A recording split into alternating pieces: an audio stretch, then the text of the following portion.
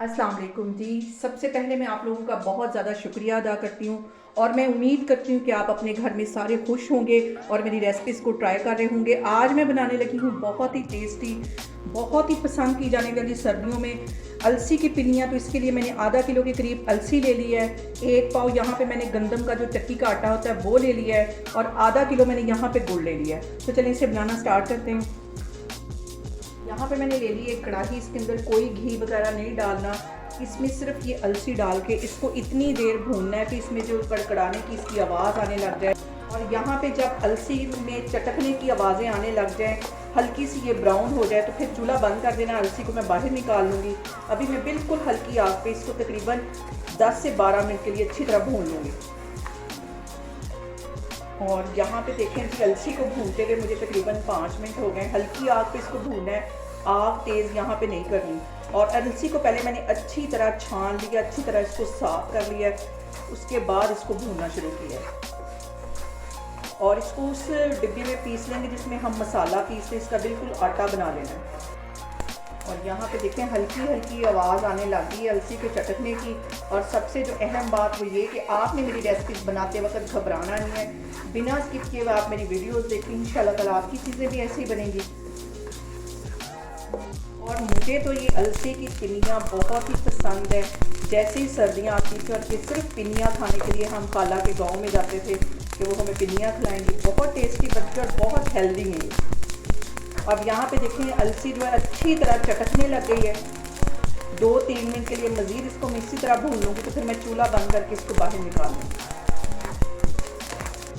और यहाँ पे देखें कि अलसी को भूनते हुए मुझे तकरीबन 12 से 15 मिनट हो गए और अच्छी तरह ये भून गई। इसकी देखें चटकने की भी आवाज़ आने लग गई है और इसमें से बहुत मज़े की खुशबू भी आ रही है। तो अब यहाँ पे मैं चूल्हा बंद करती हूँ और इसके ठंडा होने के बाद इसको मैं पीस लूँगी। इसी पैन के अंदर 1 पाव के जितना मैं आटा डाल दूँगी। ये भी मैंने नाप करके रखा हुआ था और इसके अंदर मैंने कोई घी वगैरह नहीं डाला। इसको वैसे ही भूनना और इतनी देर भूनना है कि ये बिल्कुल लाल हो जाए। इसको भी तकरीबन 10 से 15 मिनट लग जाएंगे। हल्की आग पे इसको भूनना है, जलाना नहीं है तेज़ आग करके। यहाँ पे देखें जी आटे को भूनते हुए मुझे तकरीबन 10 मिनट हो गए और 5-6 मिनट इसको मैं मज़ीद भून लूँगी ताकि अच्छी तरह ये लाल हो जाए। कच्चा नहीं रहना चाहिए आटा।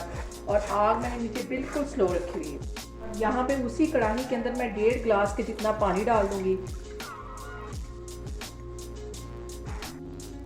और यहाँ पे 1.5 गिलास इसमें पानी का चला गया है और आधा किलो इसके अंदर मैं गुड़ डाल दूँगी। और गुड़ को पहले अच्छी तरह मेल्ट कर लेना। जब ये मेल्ट हो जाएगा तो फिर इसको छान लेना है। इस सारी जो इसकी चाश बनेगी उसको अच्छी तरह छान लेना है। अभी मैं इसके मेल्ट होने का वेट करती हूँ, तो फिर मैं आपको दिखाती हूँ।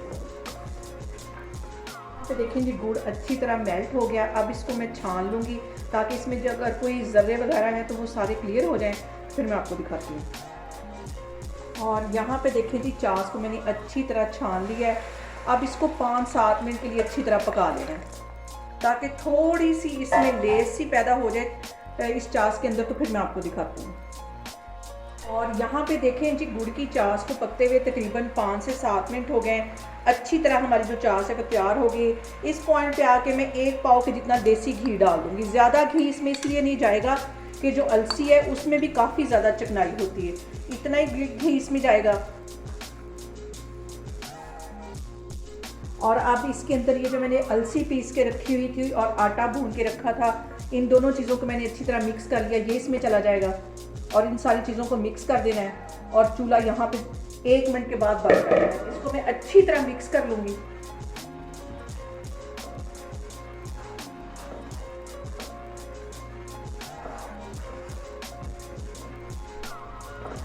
इसको अब पकाना नहीं है, बस मिक्स ही करना है।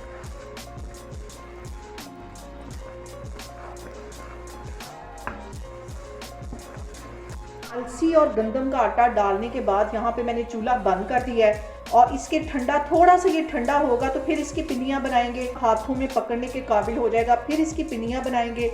इसको मैं एक साइड पे रखती हूँ। 10 मिनट के लिए मैं वेट करती हूँ क्योंकि बाहर बहुत सर्दी है और ये जल्दी ही ठंडा हो जाएगा। और इसको 5 से 7 मिनट के लिए ठंडा हो लेने देना है, क्योंकि बाहर बहुत ठंड है। और इस काबिल जब हो जाएंगे कि इसे हम हाथ में पकड़ के आसानी से पिनियाँ बना सकें, तो फिर हम इसकी पिनियाँ बनाएंगे। इसको बिल्कुल ठंडा होने से पहले पिनियाँ बनानी है। तो अभी मैं 5 से 7 मिनट वेट करती हूँ, तो फिर मैं आपको दिखाती हूँ। यहाँ पे देखें जी, पिनियों का जो मटेरियल मैंने बना के रखा हुआ था वो इस काबिल हो गया कि हम इसको हाथ में पकड़ के तो ईजीली इसकी पिनियाँ बना लें। इस तरह ऐसे इसकी बनानी है जैसे कि हम लड्डू की शेप होती है, उस शेप में इसको दे देना है। ये देखें, आराम से ये पिनियाँ बनती जाएंगी और इस तरह ये सारी बना के मैं रखती जा रही हूँ। और यहाँ पे पिनियों की जो प्रेजेंटेशन है मैं वो वैसे ही करूँगी जैसे कि मेरी खाला करती होती थी। ये सारी ही इस तरह मैं बनाती जा रही हूँ और ये देखें बहुत इजी तरीके से ये बनती है। ये देखें हल्की हल्की अभी ये गर्म है, इस काबिल है कि हम इसको हाथ में पकड़ के इसको शेप दे सकें। अभी मैं ये सारी इस तरह बनाती जा रही हूँ, तो फिर मैं आपको दिखाती हूँ। यहाँ पे देखें जी, मज़ेदार सी हमारी अलसी की पिनियाँ बनके तैयार हो गई हैं। और पंजाब में तो ये लोग बहुत ही शौक से बना के खाते हैं। आप लोग इसको लाजमी ट्राई करें और मुझे कमेंट्स में बताएं कि आपको मेरी रेसिपीज़ कैसी लगती हैं। और मेरी वीडियोस को ज़्यादा से ज़्यादा शेयर करें और मुझे सब्सक्राइब करें और अपना बहुत सारा ख्याल रखें। इंशाल्लाह ताला मैं एक और वीडियो में आपके सामने आऊँगी। अल्लाह हाफिज़।